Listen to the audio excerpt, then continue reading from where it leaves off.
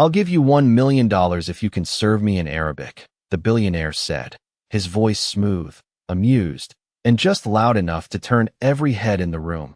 And for a moment, the entire restaurant seemed to hold its breath as the soft clink of crystal glasses faded into silence, and all eyes shifted toward the young black waitress standing beside the table, her tray steady in her hands, her expression unreadable under the warm golden lights that spilled from the chandeliers above. Because moments like this didn't start with chaos. They started with a smile, the kind that carried just enough arrogance to make people laugh before they realized they were witnessing something else entirely, something colder, something sharper, something that would not end the way anyone expected. And Naomi Brooks knew it the second he spoke, not because of the money, not because of the language, but because of the way he looked at her, like she was a test he had already passed, like she was a background detail in a story he owned.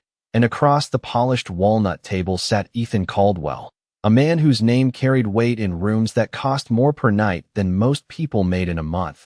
A man in his late 30s with a tailored navy suit, silver cufflinks, and the kind of calm confidence that came from never being told no. His fingers resting lightly on the edge of a glass of bourbon as if the entire evening had been arranged for his entertainment. And maybe, in his world, it had. Because people like Ethan didn't walk into places, they arrived, and everything adjusted around them. The lighting, the conversations, even the silence. And tonight was no different. A private dining room overlooking downtown Chicago, floor-to-ceiling windows framing a skyline built on ambition. The low hum of jazz threading through the air like a quiet reminder that elegance could hide anything, even disrespect, especially disrespect. Because it didn't come loud, it came dressed in charm, in jokes, in offers that sounded generous until you listened closely, and the people around the table laughed, not loudly, not boldly, but just enough to stay on the safe side of power, just enough to show they understood the hierarchy, because laughter, in rooms like this, was currency, and no one wanted to spend it wrong. But Naomi didn't laugh. She didn't flinch. She didn't rush to respond. And that, more than anything, was the first crack in the moment, because silence, real silence, doesn't come from fear, it comes from control, and Naomi had learned control long before she ever stepped into a place like this. Long before she wore a pressed black uniform and memorized wine pairings she couldn't afford, long before she learned how to move through rooms where people spoke without thinking she could hear them. Because for the past 3 years, she had worked double shifts in restaurants just like this one, places where billion-dollar deals were discussed over steak and imported wine, places where people revealed more in casual conversation than they ever would in a boardroom. And Naomi listened. She always listened, not because she had to, but because she chose to, because information was power, and power didn't always come from money. Sometimes it came from patience. Sometimes it came from knowing exactly when to speak. And right now, she wasn't speaking, not yet, and that was what unsettled him, though he didn't show it, not openly. Because Ethan Caldwell was used to immediate reactions, apologies, nervous laughter, compliance. But what he got instead was stillness. And stillness has a way of making people reveal themselves. And so he leaned back slightly, a faint smirk, touching his lips as he added, this time in Arabic, slow, deliberate, and just a little off. "Go ahead, impress me."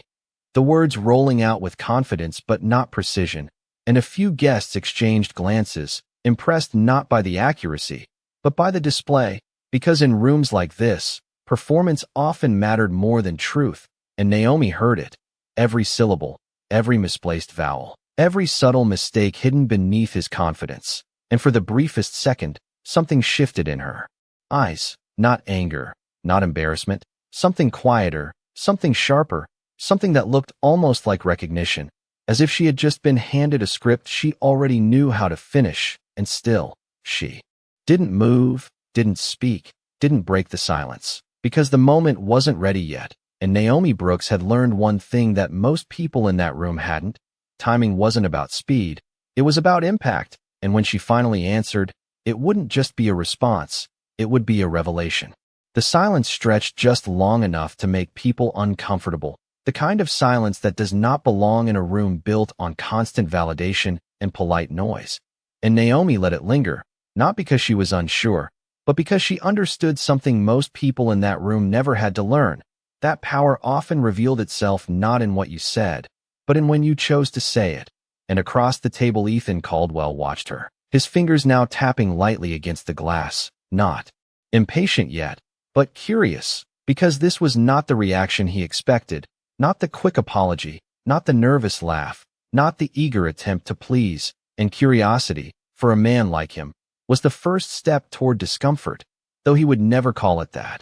And someone near the end of the table cleared their throats softly. Another guest shifted in their chair. The manager standing near the entrance took a cautious step forward, as if considering whether to intervene, but stopped, because moments like this were delicate, and no one wanted to misread the room. Not when millions of dollars and reputations often moved in spaces just like this. And then Naomi moved. Not quickly, not dramatically, just a small, deliberate shift as she placed the tray down on the edge of a side table. Her hands free now, her posture straight but relaxed, and when she finally spoke, her voice did not rise, it did not rush. It did not carry a hint of hesitation. It flowed, smooth and precise, in Arabic. Clear enough that even those who did not understand the language could hear the difference, could feel it in the rhythm, in the confidence, in the absence of strain, and the effect was immediate, subtle but undeniable. The air itself seemed to change, because what she said was not just a translation, it was a correction, gentle but exact, the kind that did not need volume to land, and Ethan's expression shifted, just slightly, a fraction of a second where the smirk paused, where certainty hesitated, because he understood enough to know that something was wrong, not with her, but with him, and Naomi continued, still in Arabic, her tone respectful, professional, but unmistakably firm, as she rephrased his own words with proper structure, proper pronunciation, restoring the meaning he had tried to project but had not fully delivered. And when she finished, she held his gaze, not challenging, not submissive, simply present, and then, without breaking that calm, she switched to English, her voice just as steady as before, and said, "That is what you meant to say." And for a moment, no one moved, no one laughed, no one reached for a glass or checked a phone, because the performance had shifted, the roles had changed, and everyone in that room felt it, even if they could not explain it. And Ethan leaned back slowly, the motion controlled, deliberate, as if recalibrating in real time, his eyes narrowing just slightly as he studied her, not as a server now, but as something else, something he had not accounted for. And that was the second crack, deeper than the first, because for the first time that night, he was no longer entirely in control of the narrative, and people noticed, of course they did, because power does not disappear quietly. It flickers, it stumbles, it gives itself away in the smallest changes, and the guests who had laughed before were now silent, watching, measuring, deciding where to place their attention, because alignment, in rooms like this, was everything.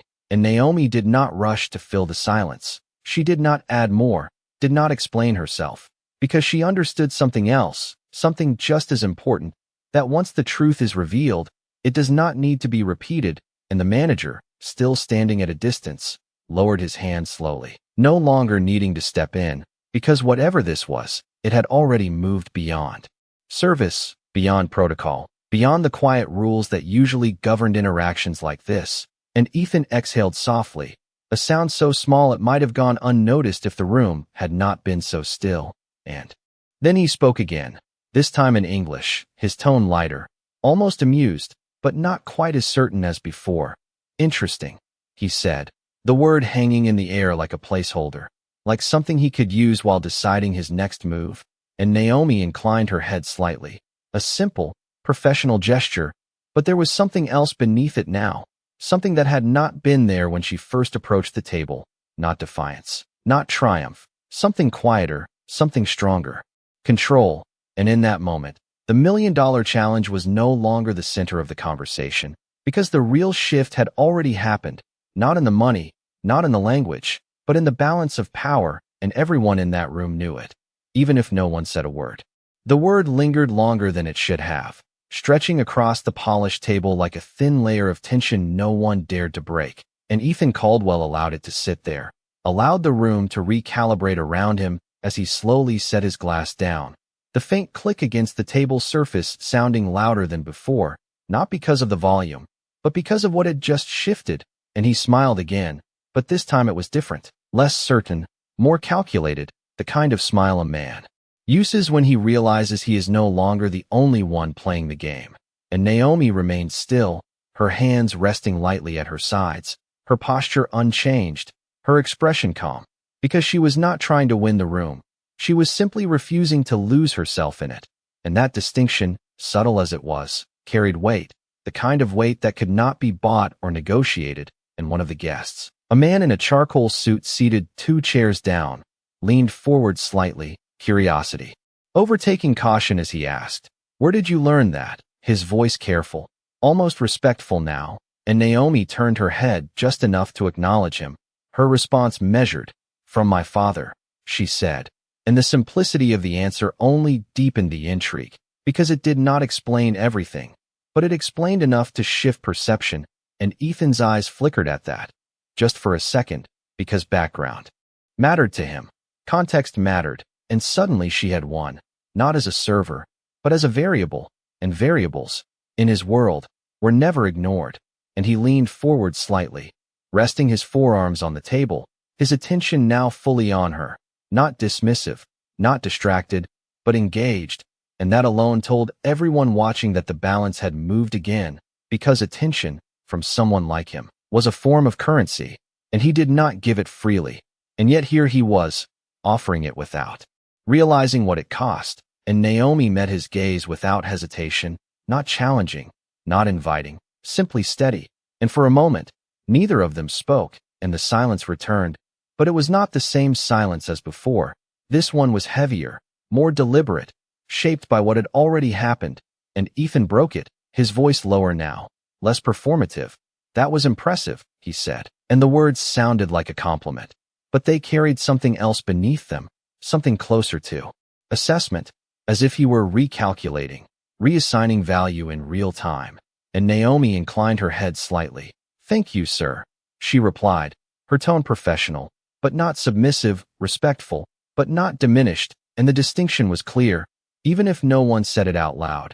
And someone at the far end of the table let out a quiet breath, the kind you do not realize you are holding until it escapes. Because tension like this does not just affect the people at the center, it ripples outward, touching everyone in its path, and the manager, still watching from a distance, allowed himself a small shift in stance, the kind that comes when a situation no longer feels like a risk, but like something else entirely, something that might actually elevate the room instead of disrupt it. And Ethan reached for his glass again, but this time he did not drink, he simply held it, his gaze never leaving Naomi as he spoke once more.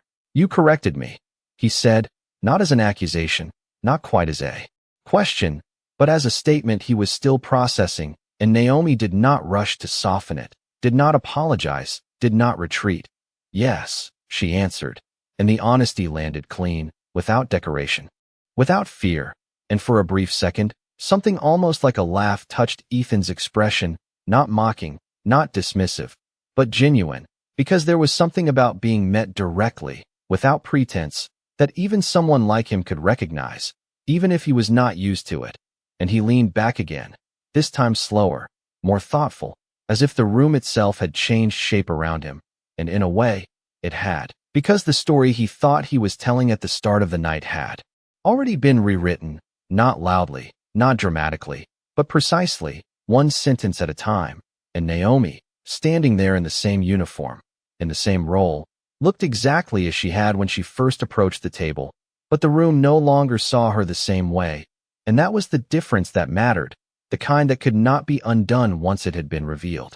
The room did not return to normal, not after that, because moments like this did not simply pass. They settled, they reshaped the atmosphere in ways that no one could ignore, and even the soft jazz that had been playing in the background now felt different, less like ambience and more like a reminder that something unscripted had just unfolded, and Ethan Caldwell understood that better than anyone in the room, not because he had lost control entirely, but because he had felt it shift, even if only for a second.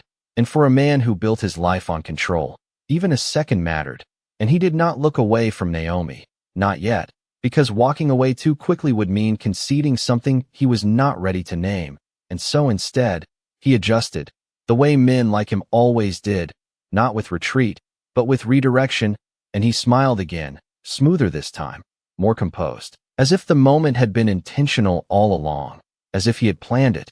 And that was when he said, "So tell me, Naomi, what else do you know?" And the way he said her name, correctly, without hesitation, did not go unnoticed, because it meant he had been paying attention longer than anyone realized. Or perhaps he had simply decided she was worth remembering now, and that distinction, subtle as it was, carried its own kind of weight, and Naomi paused. Just briefly, not out of uncertainty, but out of precision, because questions like that were never just questions, they were invitations, tests, opportunities disguised as curiosity, and she understood that accepting too quickly would diminish the moment, while refusing would shift it in another direction entirely. And so she chose something in between, the kind of response that revealed just enough without giving everything away. "Enough," she said, her voice calm, steady, and just ambiguous. Enough to leave space for interpretation, and a few guests exchanged glances, small reactions, barely visible, but meaningful, because they could feel the conversation evolving into something beyond service, beyond etiquette, something closer to negotiation, even if no contract had been placed on the table.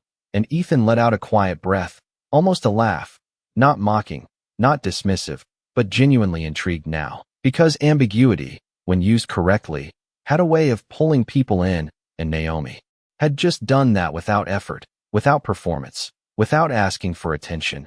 And that, more than anything, challenged him, because he was used to being the one who created gravity in a room, the one people leaned toward, not the one adjusting to someone else's presence.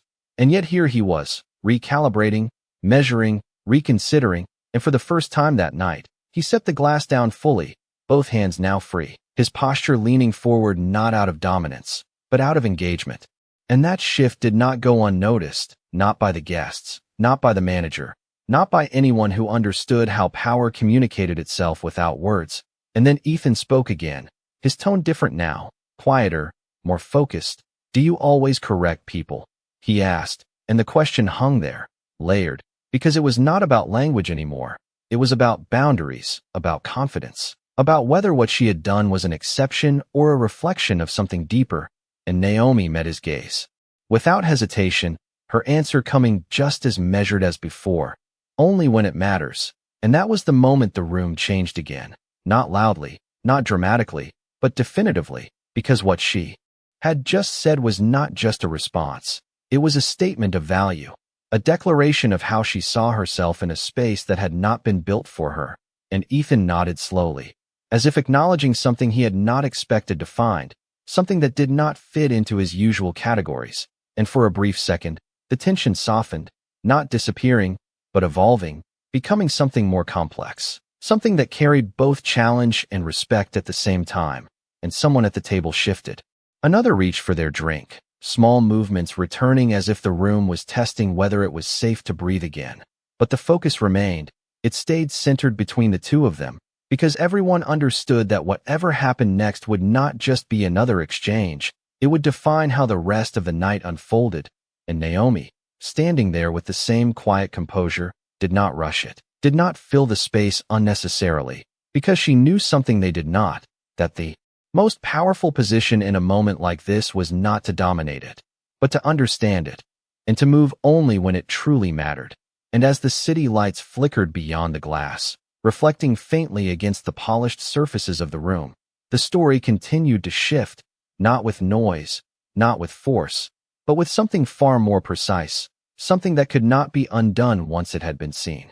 There was a subtle shift in the way people held themselves after that, a quiet recalibration that moved through the room like a current beneath still water, and Ethan Caldwell felt it as clearly as anyone, because he had spent years learning how to read rooms like this, how to sense the smallest changes in tone, in posture, in attention, and what he sensed now was not resistance, not defiance, but something far more unfamiliar, balance. And that was not a position he often shared, and yet here, it was undeniable, standing just a few feet away from him in the form of a woman who had not raised her voice, had not broken a single rule of decorum, and still managed to alter the entire dynamic of the evening.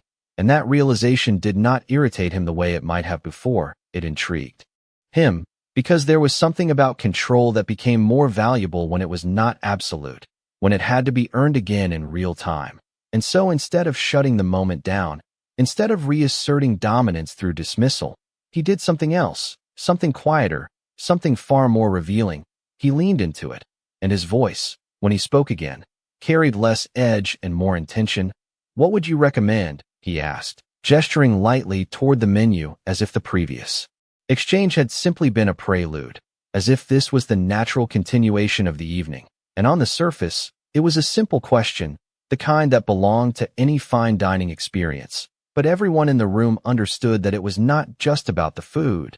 It was about recognition, about whether he would treat her now as he had before or as something else entirely. And Naomi understood that too, because she had seen this transition before, not often, not in rooms like this, but enough to recognize it when it happened, the moment when someone decided to adjust instead of retreat, and she stepped slightly closer to the table, her movements smooth, professional, but now carrying a presence that had not been granted to her, only revealed, and she began to speak, her voice measured, confident, describing the chef's tasting selection, the balance of flavors, the seasonal ingredients sourced from farms just outside the city, her words precise without being rehearsed, informed. Not tense, but thoughtful, as if the conversation had moved into a space that required consideration rather than reaction, and he nodded once, slowly. "That sounds right," he said, and the simplicity of the statement carried more weight than any elaborate remark could have, because it was not just agreement, it was acknowledgement, and Naomi inclined her head slightly in response, turning just enough to signal to the rest of the staff, her role continuing seamlessly, professionally, as if nothing extraordinary had happened. And that, in itself, was extraordinary, because it showed that whatever had shifted between them did not need to disrupt the structure around them. It could exist within it, elevating it without breaking it. And the guests began to move again, conversations picking up in softer tones, glasses lifted, small exchanges returning. But there was a difference now, a subtle awareness that had not been there before, a recognition that something real had occurred beneath the polished surface of the evening, something that could not be reduced to a joke or dismissed as coincidence. And Ethan leaned back once more, his posture relaxed, but his expression thoughtful, as if he were replaying the moment in his mind, not to control it, but to understand it. And as the first course was prepared in the kitchen beyond the swinging doors, the night continued, but not as it had begun, because the story unfolding in that room was no longer about a simple exchange between a man and a server. It had become something else entirely, something quieter, something sharper, something that would not be forgotten as easily as it had been created. The next course arrived with quiet precision, plates placed gently on the table with the kind of discipline that matched the room's unspoken rules. But the atmosphere no longer felt like it belonged entirely to those rules. Something had shifted beneath the surface, and Ethan Caldwell could feel it in the way he now observed rather than commanded, not just the room, but the space between himself and Naomi Brooks, who continued her work with calm efficiency as if nothing had changed, and that was what made it impossible to ignore. Because nothing about her behavior sought validation, not from him, not from anyone at the table, and yet she now held a kind of attention that could not be taken back, only acknowledged, and Ethan found himself doing exactly that, his gaze following her briefly as she moved between guests, answering questions about the dish with quiet clarity, never over-explaining, never overreaching, and when she returned to their table, there was no hesitation in how she presented the next course, only precision. And for a moment Ethan did not speak, he simply watched, as if studying a pattern he had only just realized was there. And then, almost casually, he asked, "Do you ever get tired of being underestimated?" The question landing softly but carrying weight, because it was no longer about language or service or even the earlier exchange. It was something more direct, and Naomi paused, not because she was searching for an answer, but because she was deciding how much of one to give. And around them, conversation continued in fragments, but the center of the room remained anchored to that small exchange, and finally she answered, her tone even. "People reveal themselves when they underestimate others." And the simplicity of it carried more truth than elaboration ever could, and Ethan nodded slowly, as if that answer confirmed something he had already begun to suspect. And for the first time, he did not follow it with a challenge or a correction. Instead, he leaned back slightly, letting the words settle, and the silence that followed was no longer uncomfortable. It was reflective, and in that space the evening continued, but differently, because now every action, every glance, every pause felt layered with meaning, and even the guests who were not directly involved began to sense it, adjusting their conversations, their tone, their attention, as if the room itself had developed a new center of gravity. And Naomi, moving with practiced professionalism, continued her work without interruption. But something in her presence had changed in the perception of those watching. No longer just a server moving through a high-end dining experience, but someone whose awareness of the room seemed almost equal to those who owned it.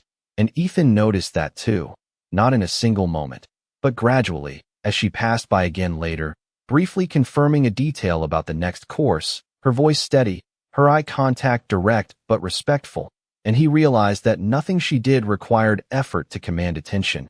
It simply did, and that realization stayed with him longer than he expected, because it challenged something he had never needed to question before, the assumption that attention followed authority.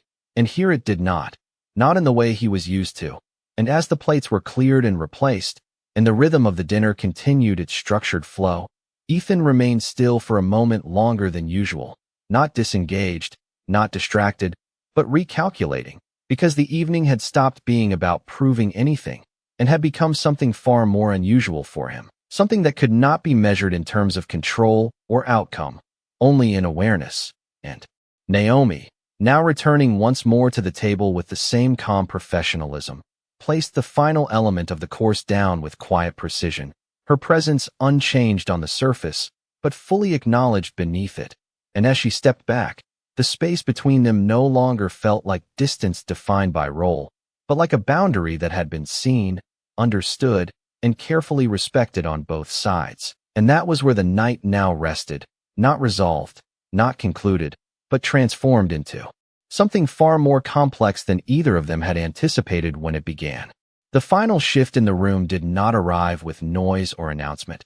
It arrived the way real change often does in places built on control, quietly, almost imperceptibly, until suddenly everything feels different and no one can remember the exact moment it began. And that was where Ethan Caldwell found himself now, sitting back slightly in his chair, his attention no longer divided, no longer performative, but fully present in a way that was rare for him, because something about the evening had moved beyond negotiation, beyond curiosity, beyond even the subtle competition of intellect. It had become recognition, and sitting across from him, Naomi Brooks continued to move through the final stages of service with the same calm precision she had maintained from the beginning. But now there was a difference in how the room responded to her presence. Conversations that had once ignored her now adjusted subtly as she passed. Eyes followed not with dismissal, but with awareness. And Ethan noticed this without needing to be told, because he had built his life on noticing things others missed. Yet this was not something he had anticipated, and that made it harder to categorize, harder to control, and therefore harder to ignore. And when Naomi returned briefly to the table after the final course had been placed, there was no longer any pretense of misunderstanding between them, only a shared awareness that something had been established that could not be reversed by silence or authority. And Ethan looked at her for a moment longer than necessary before speaking, his voice lower now, less formal. "You do not just serve tables," he said, not as a question, but as an observation.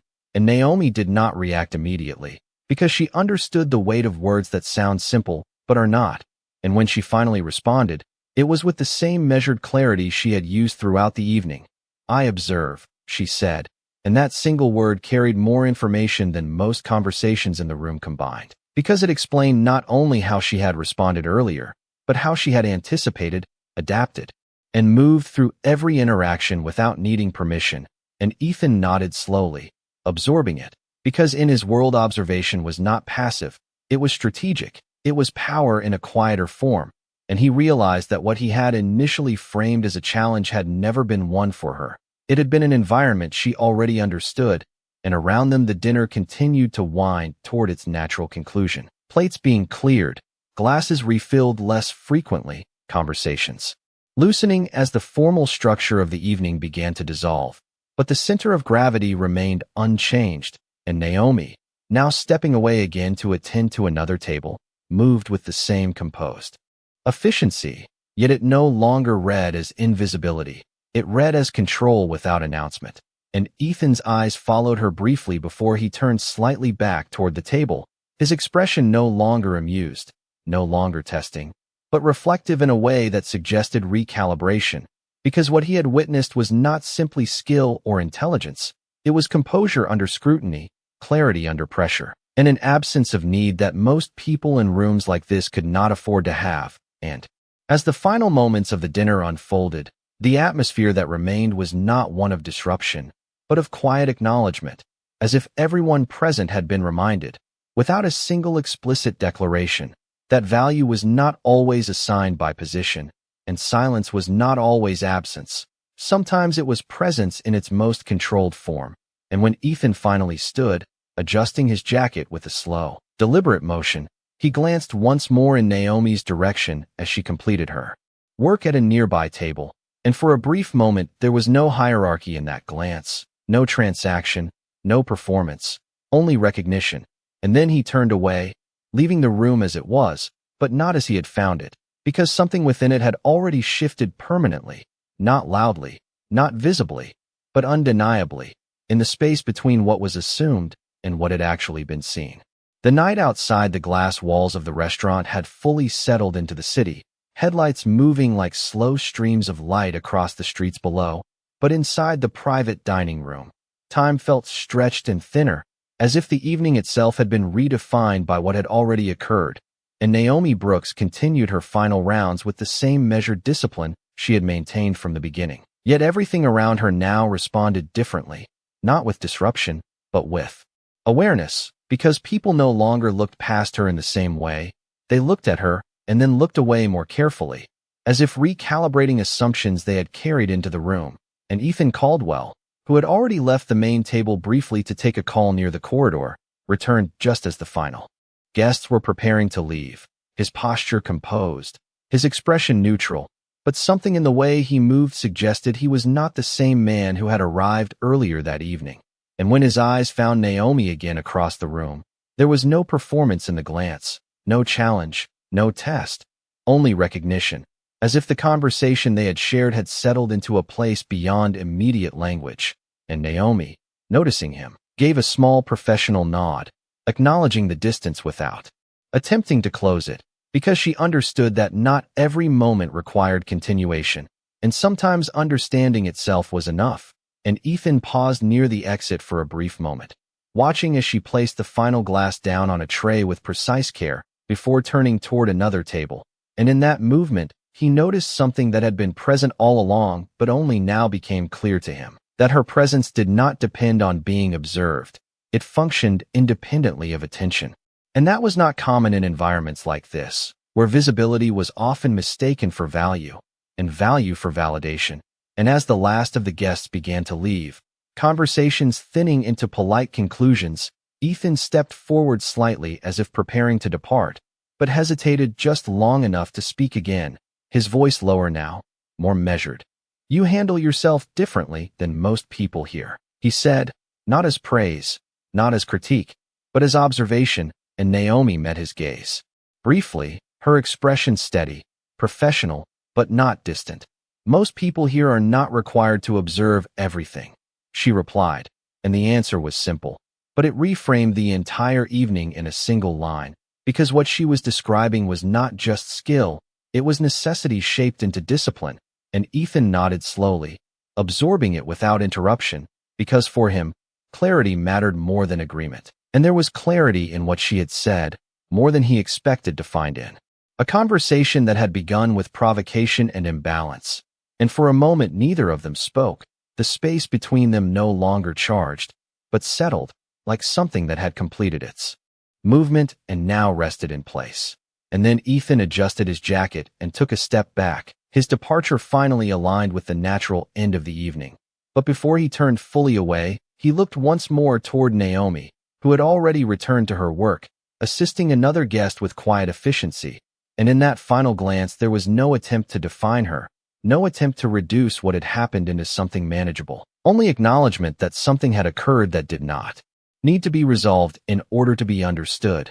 And then he left, and the room, now slowly emptying, returned to its standard rhythm of cleanup and reset, yet the atmosphere remained subtly altered, as if the memory of the evening had been absorbed into the space itself. And Naomi continued working without pause, moving between tables with the same composure she had maintained throughout the night. But now the way she moved carried a different weight in the eyes of those who remained, not because she had changed, but because perception had. And as the final lights of the dining room dimmed slightly in preparation for closing, the last traces of the evening settled into quiet order, leaving behind not disruption, but recognition that would linger far beyond the moment it was created. The dining room was nearly empty now, the kind of emptiness that feels heavier than a crowd because it carries the echo of everything that just happened. Glasses being collected, chairs quietly pushed in, staff moving with the controlled efficiency of closing rituals, and Naomi Brooks remained in motion as well, not slower, not faster, simply consistent, as if the events of the evening had never required adjustment in her rhythm.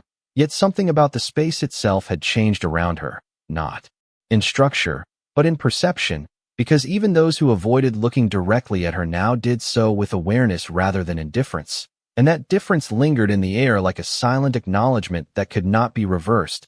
And near the far end of the room, Ethan Caldwell paused just outside the glass doors for a final moment before fully leaving, his hand resting lightly on the frame as he looked back inside, not searching for validation, not looking for confirmation, but observing one last time. And what he saw was not disruption, not spectacle, but order. Naomi continuing her work with steady professionalism, moving through the final checks of the tables as if nothing extraordinary had occurred, and yet everything had, because the structure of understanding in that room had been rewritten without announcement. And Ethan understood that now in a way he had not at the beginning of the evening, because what he had initially categorized as a moment of challenge had revealed itself to be something more stable, more enduring, and less about confrontation than clarity. And as he finally turned away from the glass doors and stepped into the quiet corridor leading toward the exit, the sound of the city outside returning to him in soft layers of distant traffic and night wind, he realized that what stayed with him was not the exchange itself, but the absence of imbalance in it, the rare sense that nothing had been exaggerated or diminished. And back inside, Naomi finished her final table inspection, her hands steady as she aligned the last chair and confirmed the surface was clear. And when her manager approached to thank the remaining staff for their work, his tone noticeably more measured than it had been earlier in the night. Naomi simply nodded, acknowledging without inviting further commentary, because she had long since learned that acknowledgement did not require elaboration. And as she removed her apron and prepared to leave through the staff corridor, the restaurant lights dimming behind her in stages, she passed the same mirrored wall she had passed earlier in the evening. But now the reflection felt different, not because she had changed, but because what surrounded her had been seen differently. And she did not pause, did not linger. She simply continued forward, because for her the night had never been about winning or losing attention. It had been about moving through a space that often underestimated presence, and leaving it unchanged in herself. And outside, the air was cooler now, the city quieter in its late-hour rhythm. And as she stepped onto the sidewalk, adjusting her coat and beginning her walk toward the distant glow of the train line, the events of the evening settled behind her not as a turning point she needed to revisit, but as something completed in its own time. While elsewhere in the city, Ethan Caldwell sat in the back of a car, traveling through the lit avenues, his reflection faint against the window as he looked out at the passing streets, not replaying the evening as a performance, but as a lesson in perspective. He had not expected to receive, and neither of them spoke again that night, because nothing further needed to be said. The interaction had already concluded in the only way it needed to, not with resolution imposed from above, but with understanding emerging quietly between two people who had briefly shared the same moment from different positions. And as the city stretched onward in its steady night rhythm, the memory of that room remained intact, not as a disruption, but as a recalibration of how presence itself can be recognized without being